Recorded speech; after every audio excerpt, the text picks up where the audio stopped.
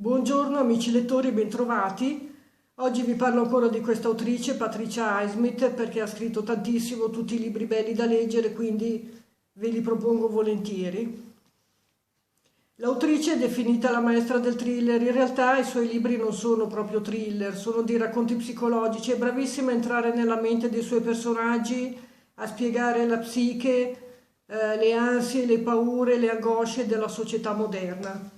Questo libro, per esempio, Catastrofi più o meno naturali, è un libro di racconti dove diciamo, prendono vita le paure dell'uomo moderno. Cioè, nel senso, ad esempio, nel cimitero vicino a un ospedale dove erano sepolti dei morti malati di cancro, a un certo punto i tumori cominciano a moltiplicarsi a dismisura, a invadere tutto il territorio, non si sa più dove metterli, non si riesce a metterli da nessuna parte perché ovunque li seppelliscono continuano a moltiplicarsi a dismisura.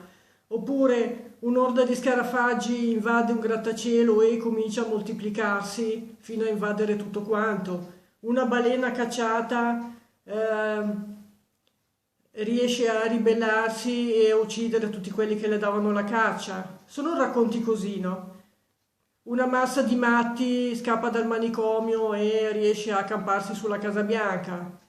Il Papa scatena, in visita in Sud America, scatena una rivoluzione con le sue parole, eccetera. Sono tutti racconti abbastanza assurdi, surreali, scritti benissimo, dove appunto la scrittrice fa prendere vita alle peggiori paure e le ansie dell'uomo moderno. Catastrofi più o meno naturali di Patricia Highsmith. È bellissimo, leggetelo, è un libro di racconti. Un altro romanzo psicologico molto bello è Il diario di Edith, dove Edith è una donna allegra, felice, abbastanza contenta con una vita normale, è sposata, fa la casalinga, ha un figlio, eccetera. A un certo punto la sua felicità comincia a incrinarsi, il marito la lascia per una donna più giovane, il figlio è un incapace, un incompetente, un fannullone, eccetera. La sua mente comincia un po' a scricchiolare, si fa prendere dalla depressione, dall'ansia, comincia a scrivere un diario dove racconta una vita molto più bella per lei, dove il marito è innamoratissimo di lei, un uomo di successo, il figlio è laureato, si sposa, gli ha dato una bellissima nipotina e si inventa una vita parallela. A un certo punto nella sua mente questo diario comincia a diventare la sua vita vera. La vita reale non esiste più per lei e comincia a vivere questa vita come se fosse quella vera e ne parla come se fosse la sua vita, mentre in realtà non esiste.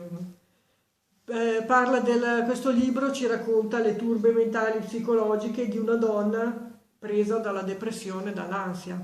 Molto bello questo romanzo, Il diario di Edith. Un altro thriller psicologico molto bello, Gente che bussa alla porta. In questo racconto un padre di famiglia ha un figlio che si ammala gravemente.